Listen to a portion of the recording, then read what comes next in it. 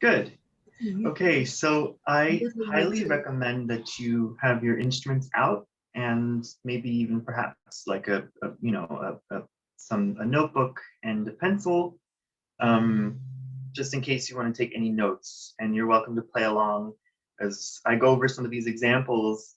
But please leave yourself muted during this time. I'm going to spend, I want to say, the first 10 to 12, maybe 15 minutes catering towards our beginning intermediate students. And then after that, I'm going to go straight into more advanced scale techniques. And it's going to get pretty in-depth and quite intricate. So if you are a beginner intermediate student and you feel like you're a little over your head, you're welcome to leave temporarily and come back for the end, but I highly encourage you to stay because I think exposure to these more advanced techniques would be very good for you. So let's get started with the more basic scales and arpeggios. So I'm going to go ahead and try to share my screen, during which I'm going to show you a PDF with the scales. So here we have G major, your very generic, quite easy scale. It should sound like this. I'll play it really quick.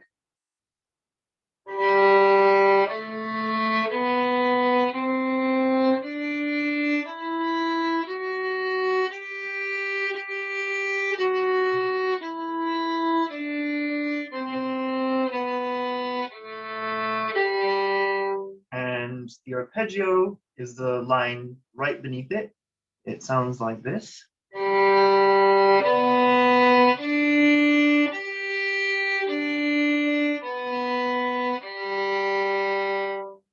All right, I'm going to go back to the camera now so I can show you some ways of practicing this.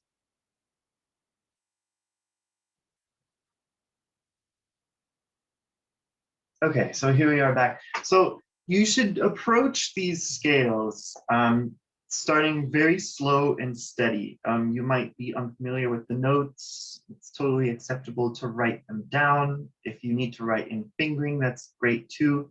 The PDF that I just shared with you should have been in the Dropbox that you received when you were invited, and it has all the fingering in it already. So you could use that if you want to help you.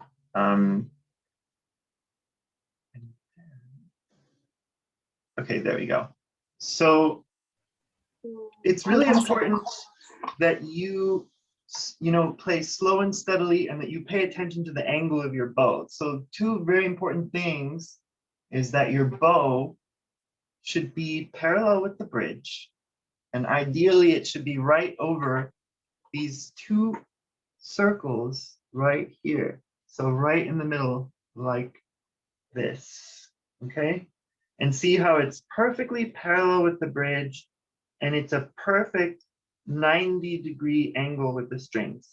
Okay, that's one of the most important things here. Okay, so the other one is that you should have flat bow hair. Okay, so your bow hair should not really be tilted this way or that way. You want your bow hair to be flat. Okay. So when you begin to play this G major scale, for example, you want to try to use as much bow as possible, especially when you're doing one note per bow. So try to really just use your whole arm and pull.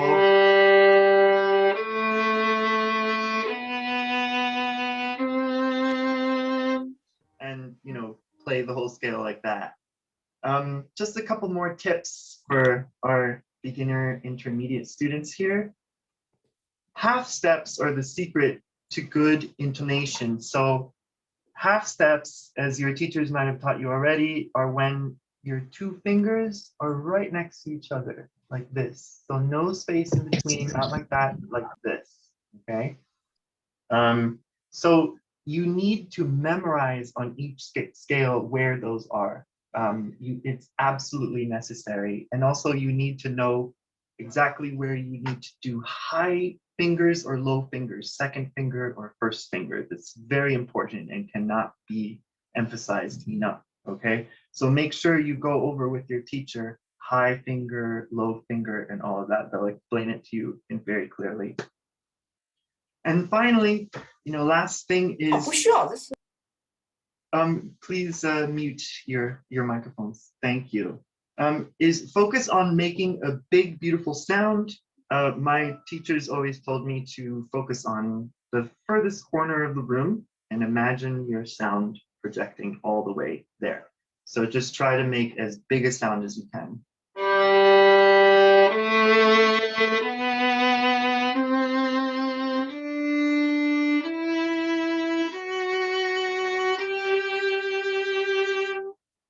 Now, one last thing is you need to also do a slurred scale pattern. So you need to do 4 notes per bow. So just make sure that you add that to your practice as well. 4 notes per bow.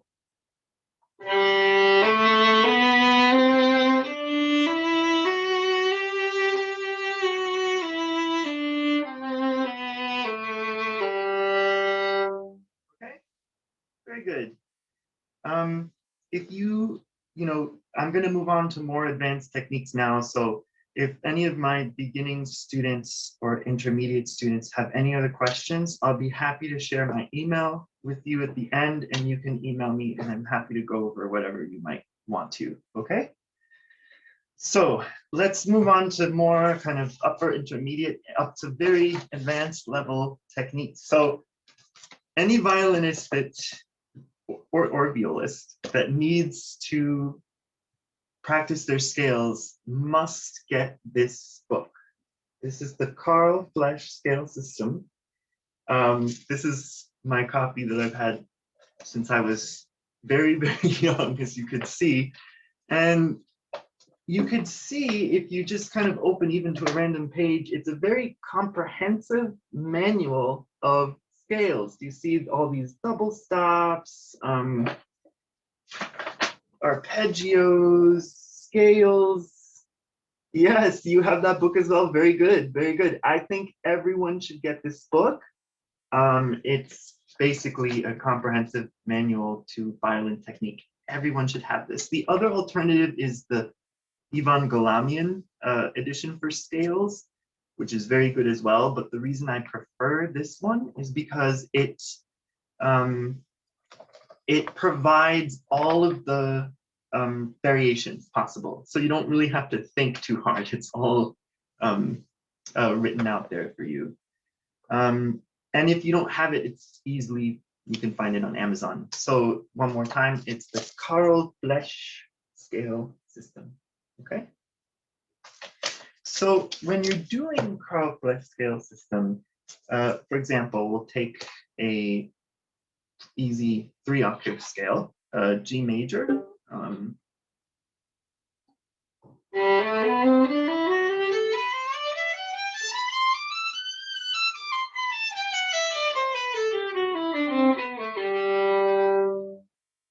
You're going to want to look out for any notes that could be an open string, or it's the same note as an open string. So for example,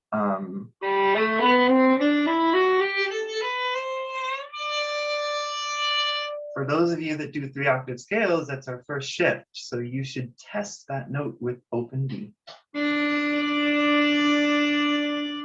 Right? There's actually another note you can test right after, open E. Right? And if you're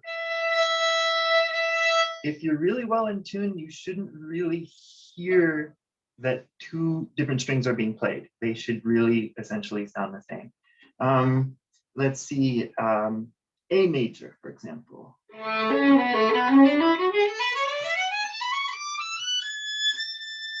You should test that top note with the open string. It's an excellent way of seeing whether you've gone sharp or flat. Also, harmonics. Any note that has the potential to be played as a harmonic is another excellent way to check that you haven't gone sharp. As violinists, it's most likely that we will go sharp. So harmonics, which actually tend to sound slightly flat, are a really good way of keeping ourselves in check. So, for example, A major again. Arpeggio, we'll go over that in 1 second, okay?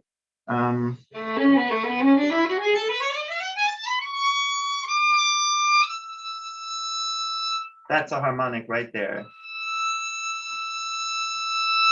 Right? So you should highlight, when I was a kid, I took a highlighter and just highlighted all of the notes that were possible to test with an open string, whether it was a unison or an octave or a harmonic, okay? And to very quickly answer your question, and then I'm going to continue, arpeggio is a broken scale like this.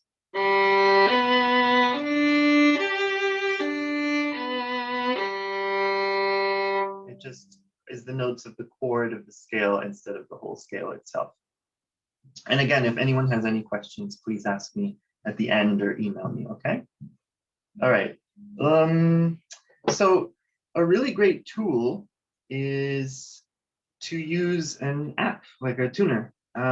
This one is the one I like to use. It's called Sound Corset Tuner and Metronome, and I think it's like very valuable to use. As you can see, there's this needle that's showing the pitch of my voice currently. But you know, if you're playing and you look at it, it'll show you your pitch. So it's a really good idea to play with this needle out. But then this brings us to the topic of tuning our violins. So there's 2 different ways to tune our instruments, okay? Yes, that you have a tuner, it does help a lot. Yes, excellent. There are 2 ways that we could tune our instruments. One is called an open tuning, and the other is called a closed tuning. Now, you may or may not have heard of this. The open tuning, for those of you that tune your instruments by ear, it happens naturally. You know, we tune our A's like an orchestra to the pitch of the oboe, and then, you know, we tune the rest of our strings by ear because we've memorized kind of what fifths sound like and the purity of that.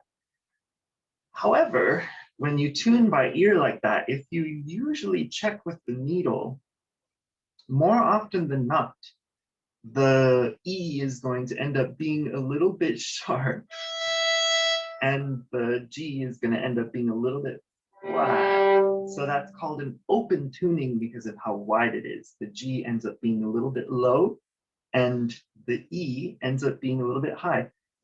You're welcome to tune. Your microphone is off, so just go ahead and tune, okay? So that open tuning is fine. There's nothing wrong with it. It's perfectly possible to play and tune like this. But when practicing scales, we should do a closed tuning. So to achieve a closed tuning, you should tune each string with the needle and make sure that the needle is right in the middle. So that's called a closed tuning or like a tight tuning, because the E to your ear might sound a little bit lower than it should be, and the G might sound a little bit higher than it should be. So it's a tighter, closed tuning. So now you know the difference between open and closed tunings. My advice for you is whenever you're practicing 3-octave scales and arpeggios is to use a closed tuning, okay? A tighter tuning. It's very important. So I'm gonna quickly check my violin and to make sure that it's in a closed tuning. So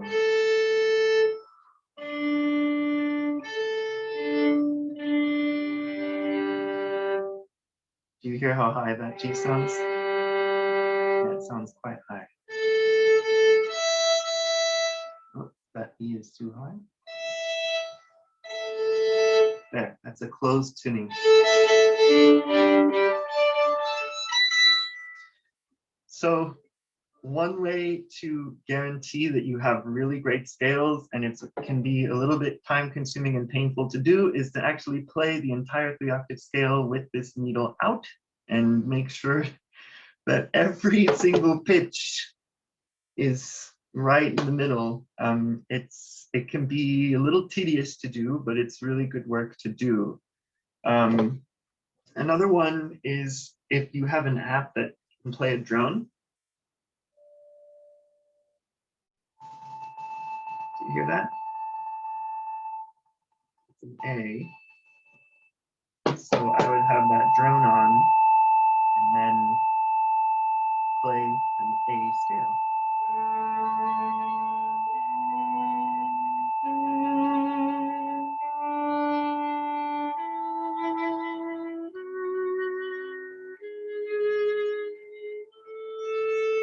Right, and so on. I'd go through the whole scale like that.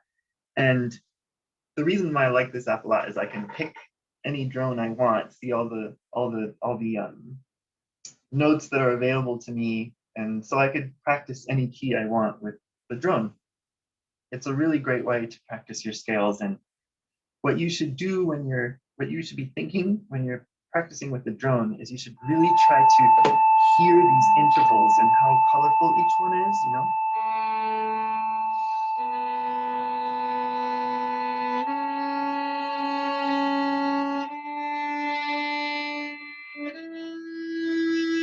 Each one has its own kind of unique character, and just so you really train your ear to hear these intervals. Okay, so here's another topic that's quite interesting, is the vibrato. So should we vibrate or not on scales? That's a very interesting question. So up until, it depends. The answer is it depends. Okay, so if you're an advanced intermediate player or like beginner advanced, like lower level advanced player, it's hard to describe exactly, but you hopefully understand what I mean. You should not vibrate your scales. Vibrato the shaking motion.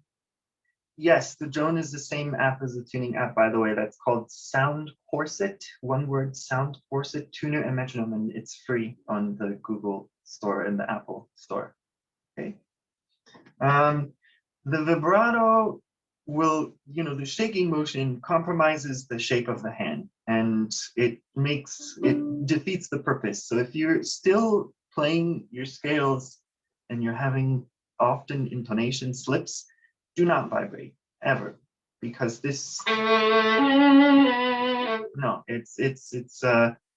it's unstable, and what we're really trying to do is create this rock solid muscle memory, right, for the scale, so it becomes very bulletproof and solid.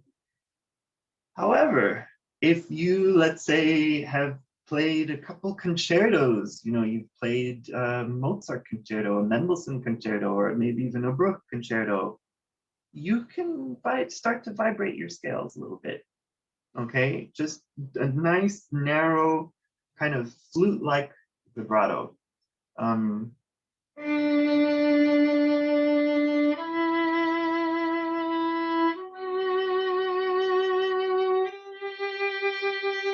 Something like this, because it's interesting. We want to use scales to practice to have the sound that we desire, right? And we want a beautiful, rich sound. So if you're, an advanced violinist or violist, vibrate your scales a little bit. Practice them from time to time without, but sometimes do it with, because you want to cultivate this beautiful, rich sound. Okay.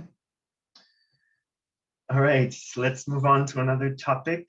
Finger pressure. So how much finger pressure do you need to play a scale? Again, it depends. So ideally, we want to use minimal finger pressure on the strings when playing a scale. That will maximize our ability to play scales very quickly with a lot of velocity. So there's an exercise I like to do to determine the minimum amount of pressure, and you're welcome to do this one with me. So just do really long tones with your bow on, let's say, the D string. Really get the string spinning, a nice rich sound. And then let's take, for example, the second finger and let's bring it down really slowly as we're bowing. And we're gonna go through all kind of myriad, like kind of ugly sounds as the finger touches the string, but we'll keep going down very, very, very, very slow until we find the minimal finger pressure necessary in order to get the sound, okay? So let's give it a shot. Coming down very, very slow. Oh, there you go. There's our F sharp. The amount of pressure I was putting on the string was pretty much almost like a feather. I was barely, barely, barely pressing the string. Let's try again on a third finger. Very slowly. Okay, we got the harmonic. Let's keep going. There's our G. Again, if I were to put that amount of pressure on my wrist, for example, I might not even really know that it's there. So that's the minimal finger pressure you need to get a note out of your instrument. Isn't that amazing? It's so little, okay? So that amount of finger pressure will help us to be able to play our scales really quite fast. That's really the secret to playing fast.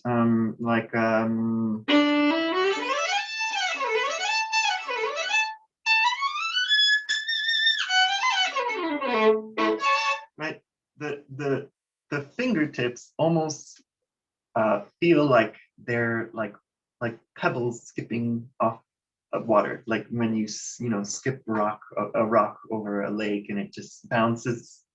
It's that same kind of, if the fingers just bounce off like this. Okay, so try to use this exercise and you can really cultivate a very relaxed left hand by doing this exercise. Okay, let's keep going so that we have time to go over some scales at the end.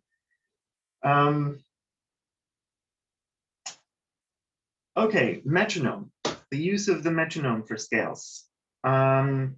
Metronome is very important to use when you're practicing scales.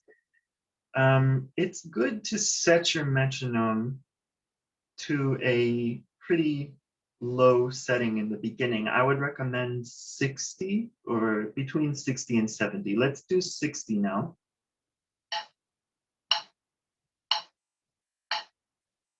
This is pretty good.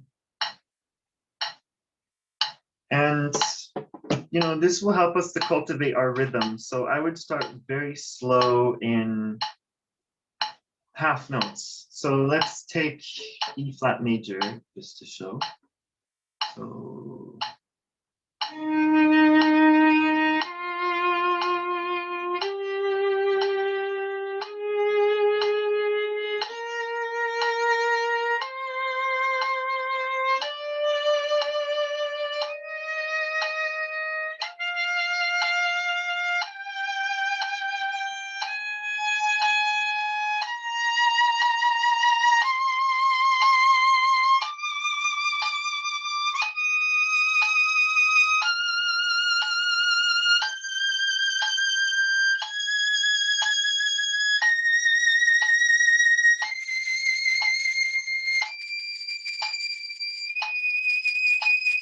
And so on. I won't do the whole thing because that's I'm going to leave the scales demonstrations to the end.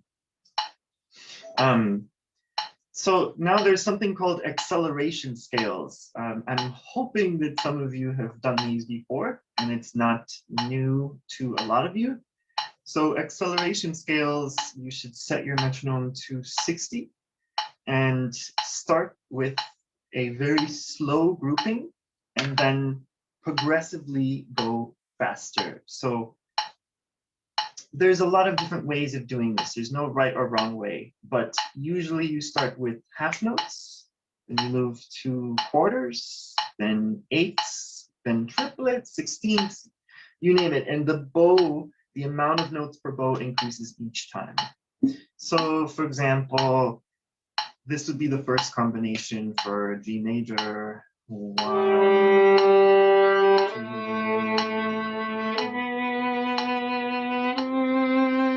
Okay, and then go all through the scale, the whole thing at that tempo. And then I do 2 notes per bow. So 1.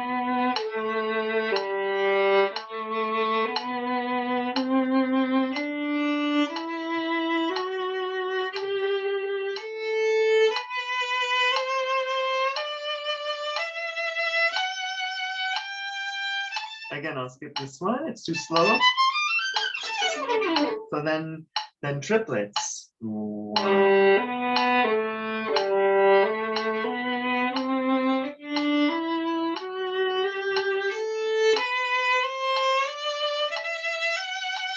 I think you can kind of see where this is going. Then it's 16th notes.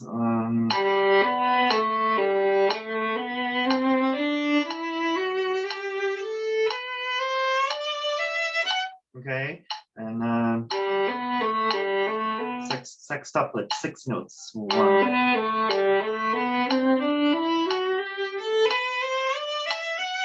Then 8 notes. 1.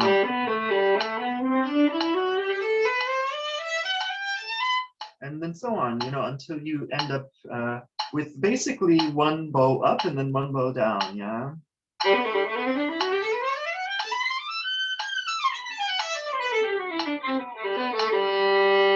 Okay, so those are acceleration scales. If any of you are interested in learning more about acceleration scales, please email me and I can send you a nice picture which illustrates all of those patterns.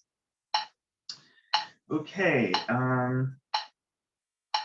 another way you could use your scale, one of the greatest things about scales is that you could use them to practice pretty much almost any technique. So one of them is the bow distribution. So you could learn how to better use different parts of the bow on scales. So if there's one part of the bow that a lot of us tend to feel uncomfortable with, it's the bow change at the frog. Okay, so I advise that you practice scales at the frog, emphasizing the wrist, this motion of the wrist, the flexibility of the wrist here. Okay, let's see.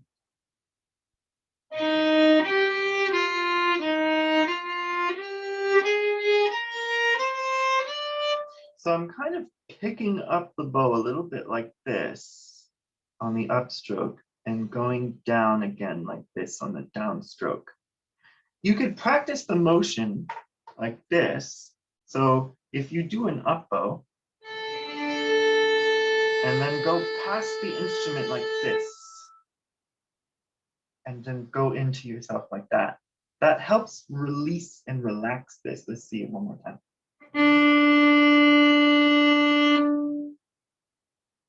Okay, why don't you guys try it? Continue past the instrument. Curl your fingers. And then, yeah. Okay.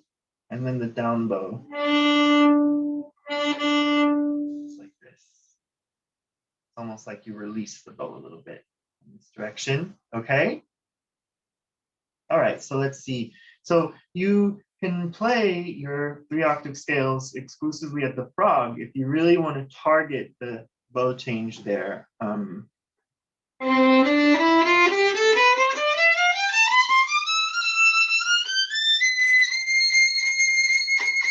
Right, that's a really good way of doing that. Another one is a bowing pattern. So I wrote it out for you, so you can copy it if you want to. Okay. So at the top, we have a down bow. The WB stands for whole bow. So it's from frog to tip. And then 2 notes at the very tip of the bow, right? So that's that first line. And then next, we have an up bow, which is the whole bow. And then 2 short notes at the frog. So I'll just say that again in case you want to copy this, and then I'll demonstrate.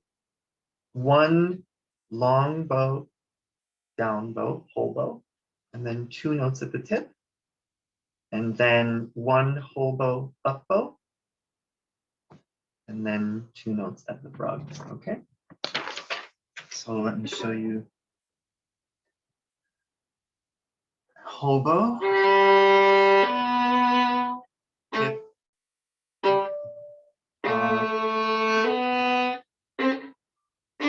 you see how I was doing flexibility at the frog as well?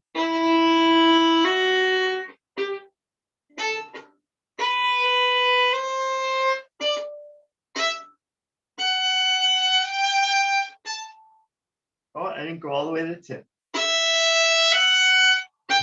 Go all the way out.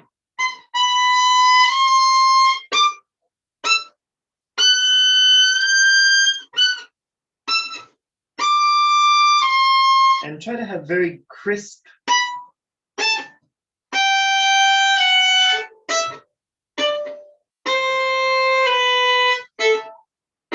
okay? That's a really good way of practicing bow distribution and also crisp articulation as well. So you're really kind of achieving a lot of things at the same time by doing this pattern. That brings us into rhythms. Okay, so rhythms, there's a lot of different ways that we can use rhythms to practice our scales. Some of these I'm sure you've heard of before, I hope. So the classic is the dotted rhythm. So it would be long, short, long, short, long, short, long. It would be written out as a dotted 8 followed by 16, like this.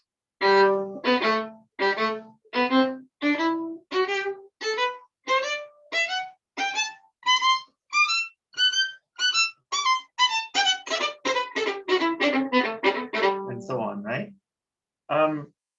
So I know that this is actually a really popular way of practicing scales. However, a lot of times what happens is that players will end up playing the dotted rhythm kind of not really dotted. It sounds like a triplet. In other words, it kind of like sounds almost lazy. You know, it sounds like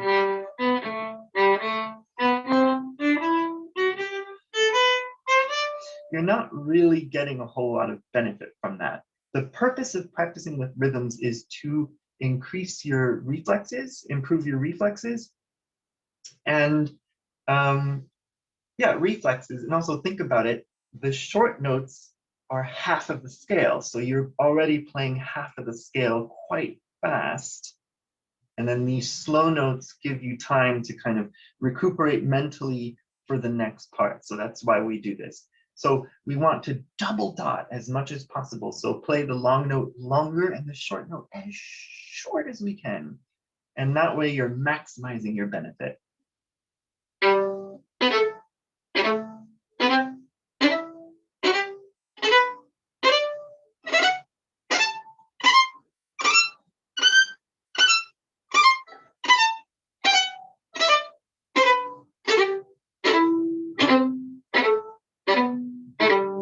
Almost as fast as we can, right?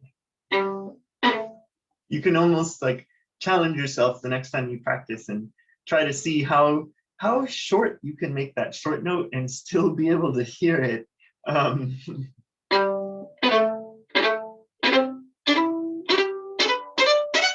Right, and try it in different keys. The other combination would be in reverse, so it would be short, long, right? Instead of long, short, long, it's short, long, okay? A couple more rhythms. Mr. Keen. Yes. I'm so sorry to interrupt you. We are just experiencing a technical difficulty. So if you wouldn't mind using your participants section at the bottom to make me a host. Sure. That would be helpful. I course. Apologize. No worries. So I think I just did it. Wonderful. Is there any other way I can help? No, that'll be great. Thank you so much. All right. Okay. Okay, good. So moving along. So I was about to tell you about another rhythm. So think of your scale in groups of 4, and you can elongate one note of each group of 4, and you can pick either the first, the second, the third, or the fourth, and then play all the other notes quickly. That way you're training your reflexes even more.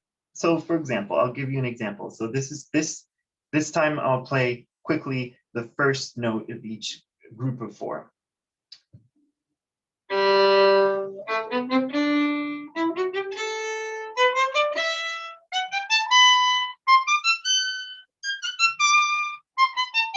Right? What about the second?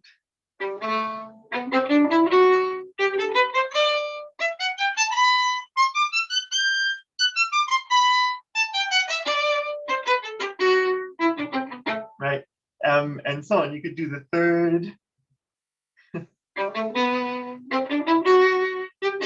Right, and so on. It's actually quite tricky. So I advise that you do this one with your book open, because it can actually be surprisingly tricky to do those.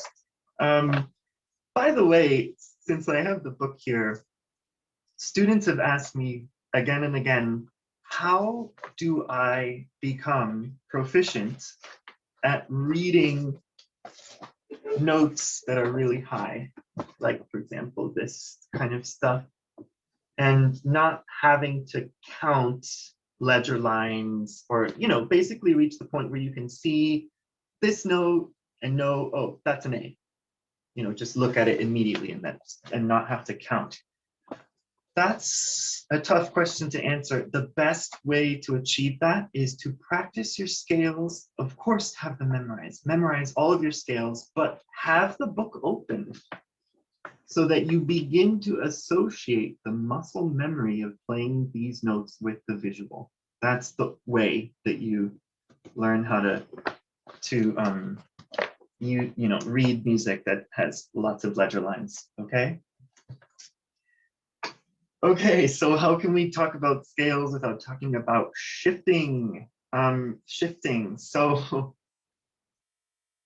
the most important thing to think about when preparing your scales is the speed of the shift, okay? The shift needs to work with this. That's a good scale book, Primly. It's really quite good. You should bring it to your next lesson. The speed of the scale should be at the same speed the bow is moving. I can't emphasize that enough. And also this goes with arpeggios. I haven't talked much about them yet, but I will shortly. So if we're doing a scale, let's say with 4 notes, we need to shift at the same speed the bow is moving. Let's see. Let's try.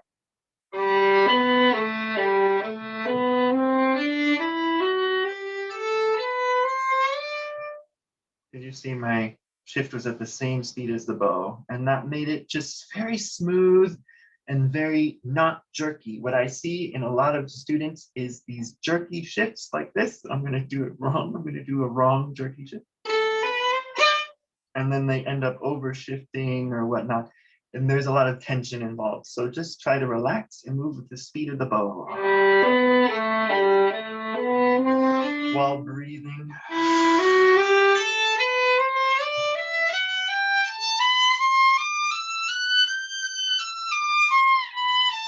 That's a big shift, right? So same speed as the bow.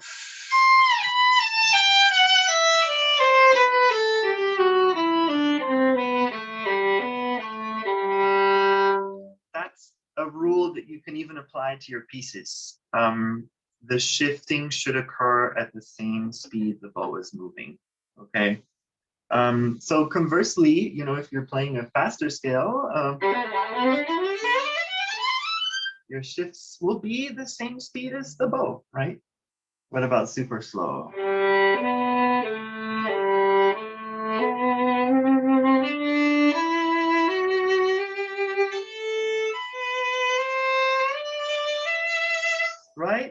right and left are working together and they're not fighting each other.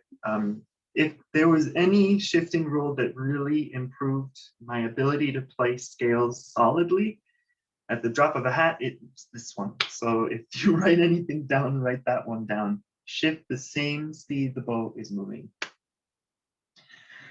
Okay, so just a couple more topics here, and then we're gonna actually go through some scales and some arpeggios.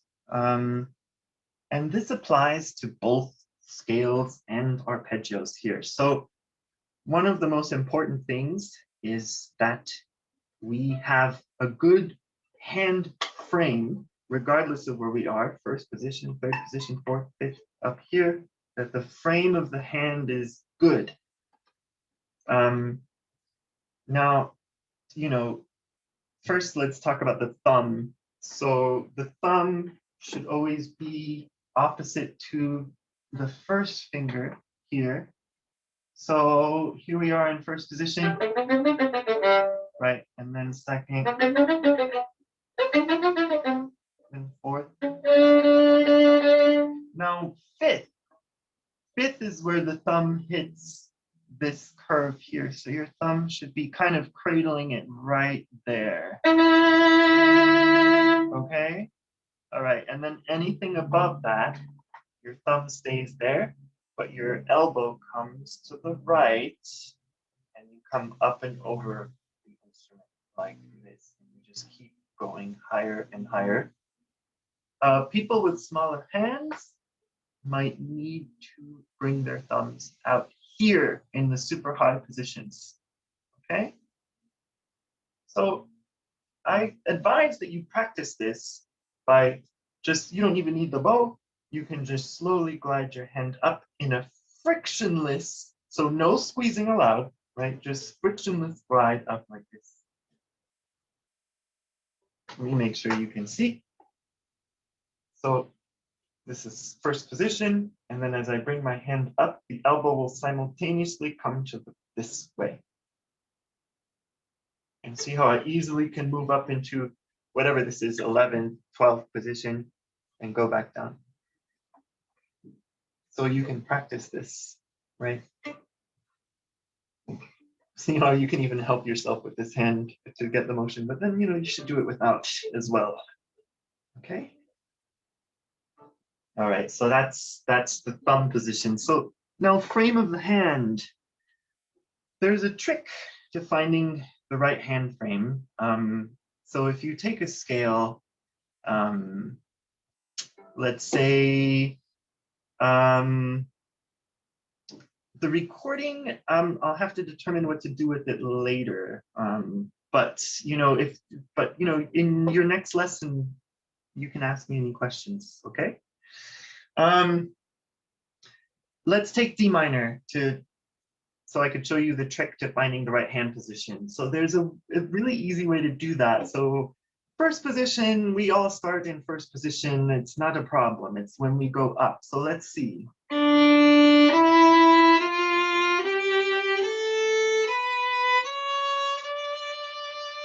Okay, third position.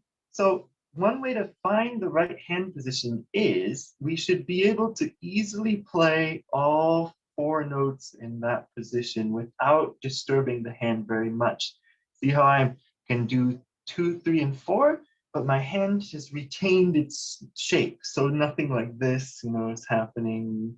Yeah, no, none of that. So it's very solid.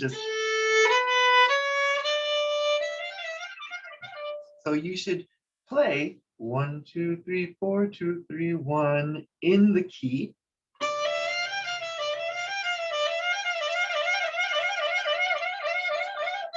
And speed it up until you find that shape.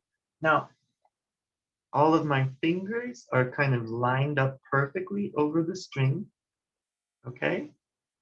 And, they don't need to move very far. I'm also keeping them very close to the string, right? So they don't need to travel far like this, they're not off to the side or anything. They're lined up over the string. Any really good player that you see will have their fingers just lined up over the string. So the fingers don't need to travel very far. So let's see. We are in third position. There's our position for that.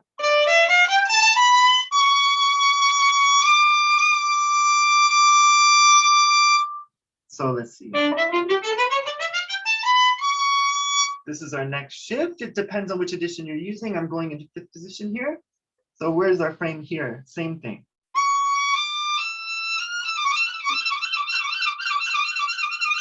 And there. See, right after doing that, this is the right frame. Okay. Let's try a different scale just to show this. Let's do D major, starting in third position.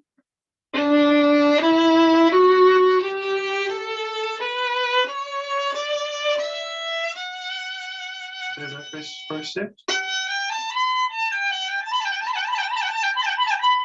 Okay, there's the frame. See, it's perfect. That's the exercise really helps.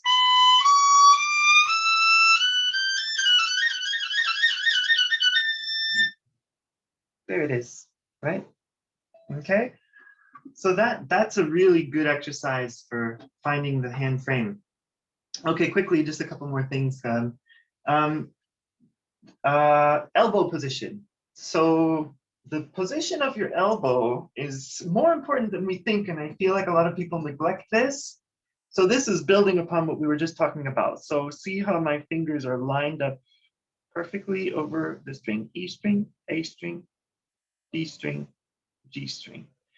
So you need to imagine an imaginary line going through your fingertip down through the neck of the instrument, and that's where your elbow should be. So for example, when I'm on the E string, I'm imagining this line going down, and my elbow is a little bit to the left. A string, my elbow goes a little bit to the right. D string, a little bit to the right. G string, a little bit to the right. Now this is in first position, okay? When you go higher, it changes, but let's stay in first position for a second. So if my fingers are aligned perfectly, I don't need to move my fingers sideways at all. I can change strings simply by moving the elbow. Look at this.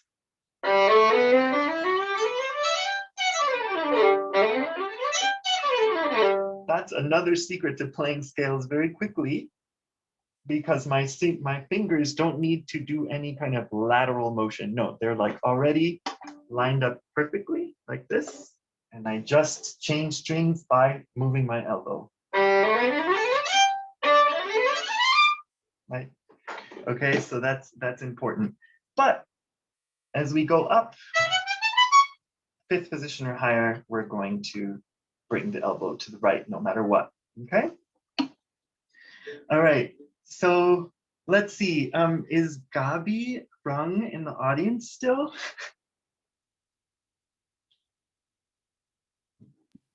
Hi. Yeah. Hi, Gabi, how are you doing? I'm good. How are you? Good, thanks.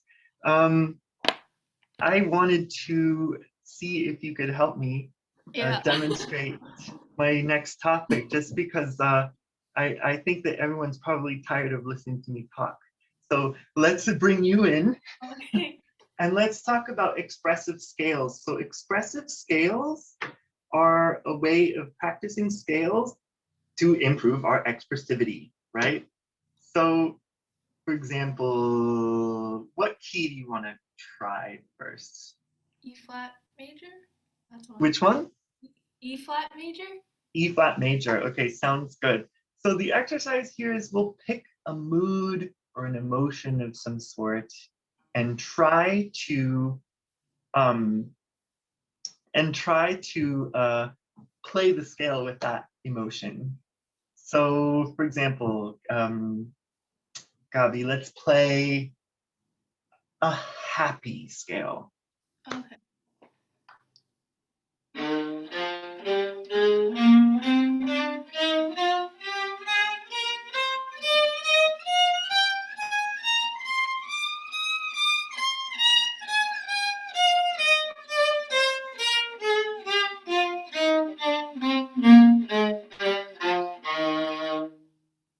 I loved it. It was like very bouncy and kind of happy. That was really nice. Would you like to pick a particular mood, maybe? Okay. This one's very assertive. Okay.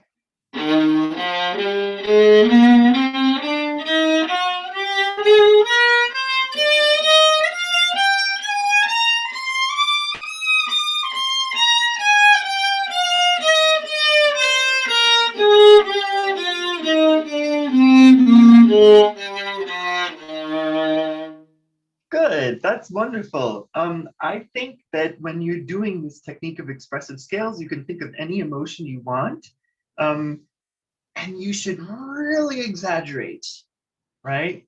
So I'm thinking, oh, could she do sad? We have a request, Oh, okay. which is interesting because we're doing a major scale, so it can be challenging to do sad. How are we going to make a major scale sound sad?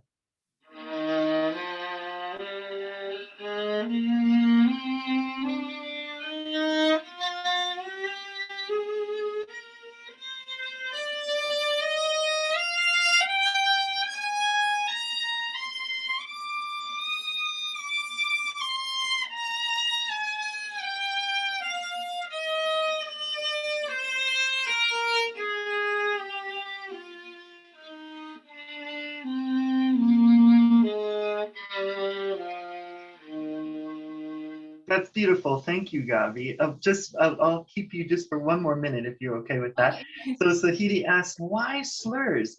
You know what? That was Gabi's take on it.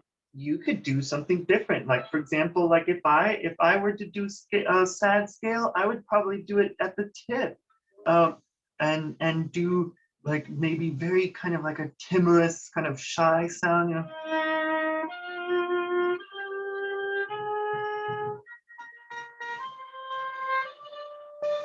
Like really quiet, like almost afraid sounding. Okay, let's do one last one. Let's do angry. Oh, okay.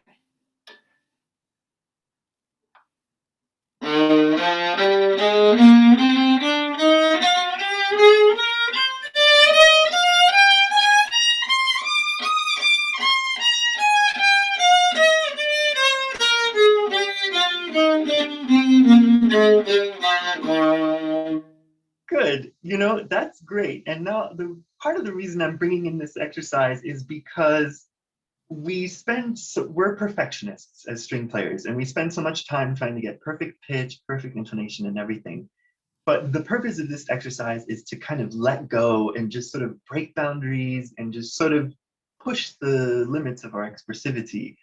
So that didn't sound angry enough. Can we like really kind of add some rage to it? And if you end up playing out of tune or wrong notes, who cares?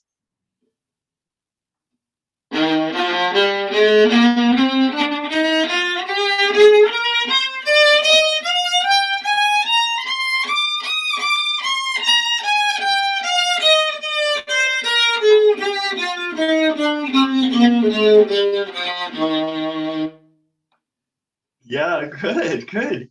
So see, that's much better. Thank you so much, Gabi. Let's all like thank Gabi for helping us with that. Thank you. Yeah, so everyone will, play it like a little bit differently. Like for example, if I were to play an angry scale, I would really try to exaggerate it to the limit, because what you want is to go above the expressive potential so that you can then go back from there into something that's tasteful and nice. So, what about something like that, at the frog, fast, fortissimo, even a little grit to the sound. Why not? Because there's actually repertoire that calls for this. You play some Shostakovich or some other composers, more contemporary, and you need to have this bow stroke. Right? So it's good to have it in your toolbox, so to speak. Okay. Last thing, and then I'm going to go over some specific scales. Dynamics. using scales to practice dynamics. So there's several different formulas we can use. These are single note, one note per bow scales.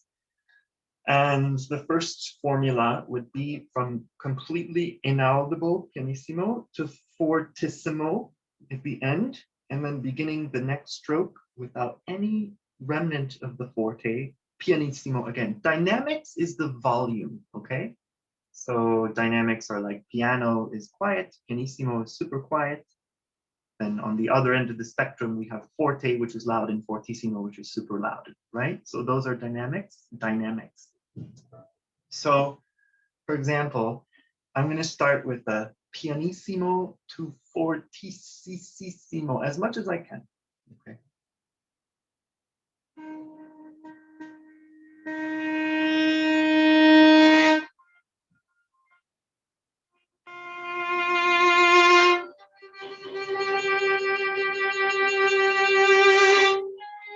So I'm doing this with very slow bow speed for the piano. And then I increase arm weight as I go and bow speed. And then you have to start the next stroke without, without any forte left. So that's actually quite challenging for the arm. You need to relax and breathe, always breathing.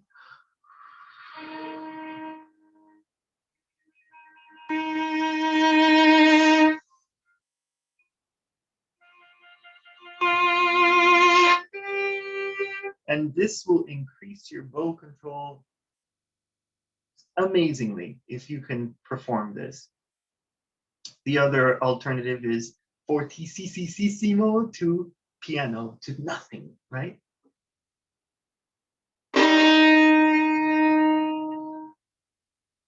Now, interesting, how am I going to play fortissimo at the tip? I need to use this finger to lean into the bow. So I'm not pressing down with my arm. I'm kind of using this finger to kind of grip the string, and then I go.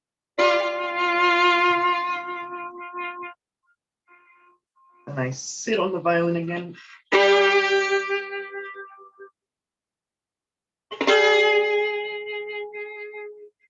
Right? So those are two patterns. One was a crescendo, and then, on each note, and the other one is a decrescendo each note. There's one more. And it's just to create a swell in the middle. So there's two coming from nothing, swell in the middle, and then decrescendo.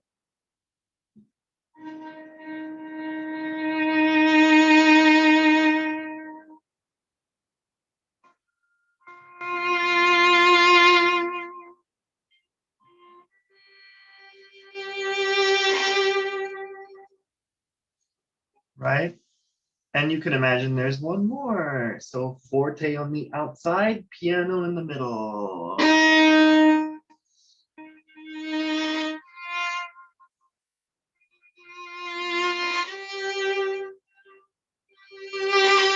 Right? So these are all really good ways of practicing dynamics. One more thing. So two last notes about arpeggios. Okay, arpeggios, 15 minutes. Yes, thank you. So arpeggios, the frame of the hand is very important as well. So a lot of times when I teach arpeggios, I see that the shifts are not really quite prepared and the frame of the hand is not right on the first note. So for example, right, and then the E is a little flat, and then the fourth finger is not ready for the A, and then it's just out of tune. So make sure that you practice the frame position change. Fourth position right there. This exercise helps again.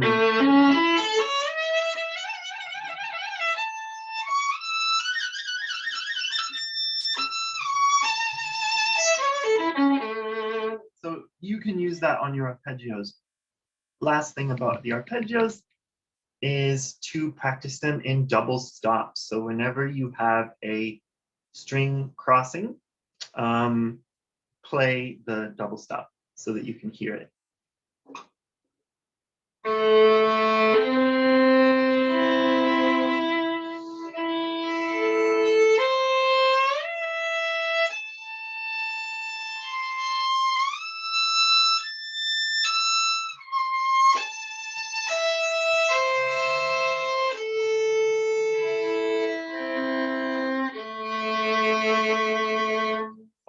the shape of your bridge, always take a look at your bridge, and the bow strokes are all like good. I'm glad to hear that, Lucius.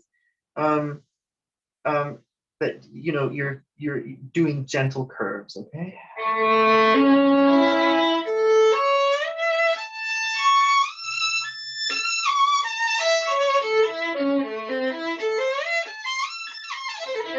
Okay.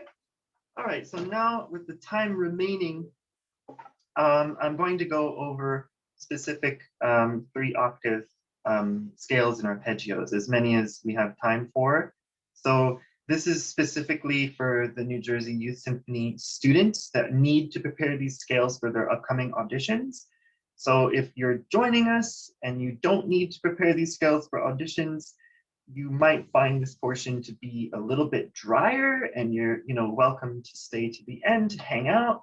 But if I don't see you, the non-New Jersey Symphony students at the end, thank you for joining. And I hope that you learned something tonight, or, just got some new ideas and tricks, okay? So I'm going to screen share again and go to the PDF of 3-octave scales. I hope everyone can see this. All right, and we have about 10 minutes left, so we'll see how many we have time for. So I encourage you to all have your instruments out and leave your microphones on mute. And I am going to play through these scales nice and slow, and you can play along with me, okay? Hopefully you all have this PDF. It should have been in the Dropbox for this event. Or you have scale books of your own at home that you can use. So first is C major. Let's just do a nice, relaxed half note tempo, like 1, 2. We'll maybe take a couple a bit faster, but let's get into this. So starting in second position, ready? 1, 2, 3, 4.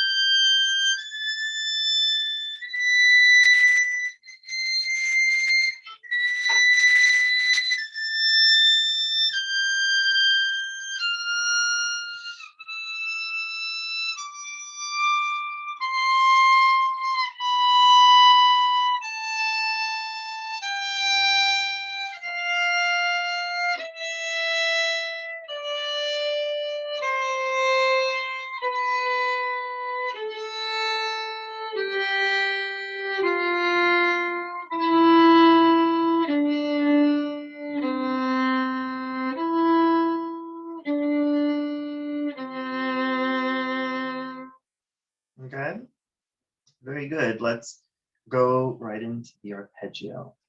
Arpeggios are really good to do with 3-note slurs. So we'll do in this pattern. 1, 2, 3, 4. 1, 2, 3, ready, set, go.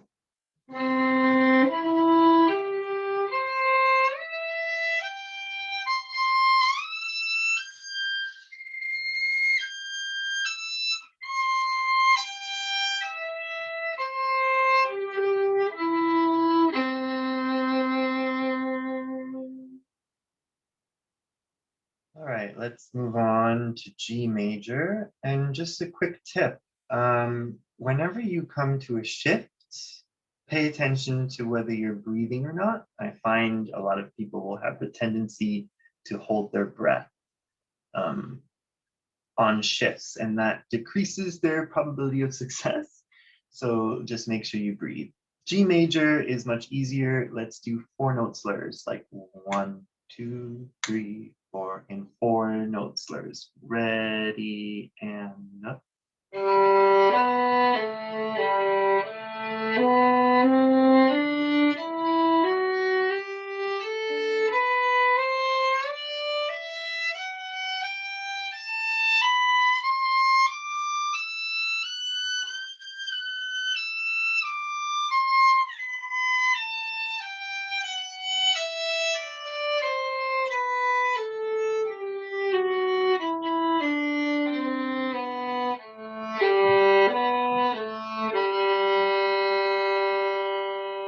G major arpeggio. 1, 2, 3, 4, 5, 6.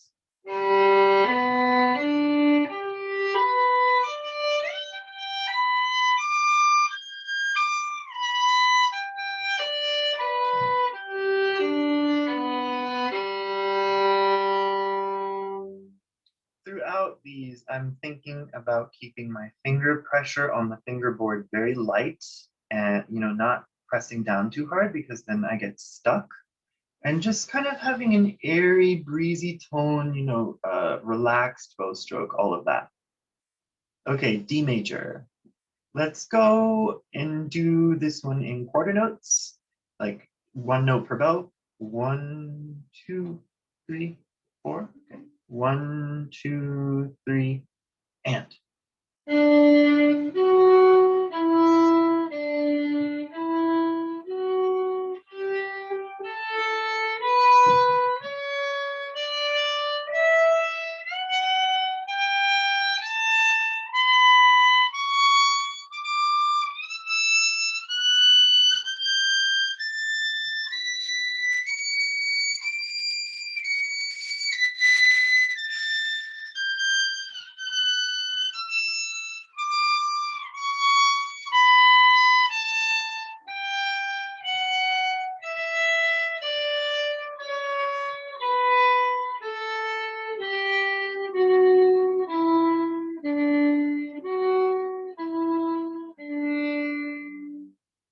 Major arpeggio, moving right along. We'll do 1 note per bow at this speed. 1, 2, 3, ready and go.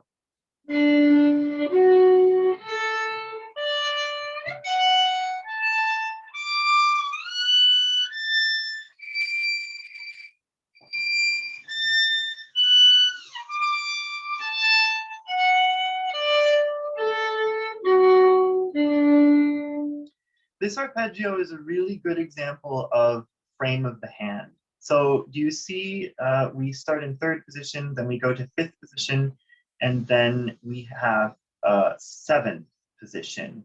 That 7th position is very ripe to have the wrong hand frame when you get there. You're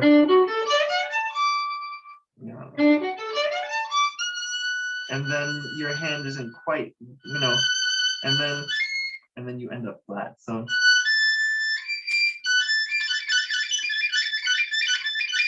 remember that practice technique? Then you find the right shape. So you're welcome to try that. All right, let's just do like 2 more keys, and then I'm going to go back to the regular screen. A major. This one, let's do 4 notes for bow. 1, 2, 3, 4, ready, and done.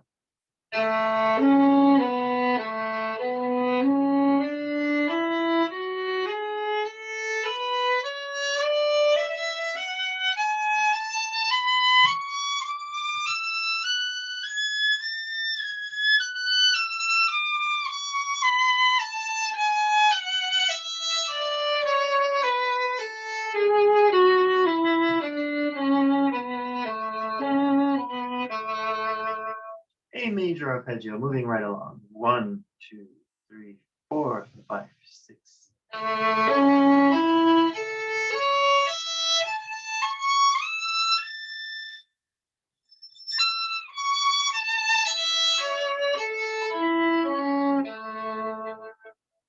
Okay, we'll just do the E major scale. We'll not do the arpeggio because I'll go back to the regular screen after that. We're running out of time. E major scale, we'll do just one note per bow in half notes at this speed. 1 and 2 and.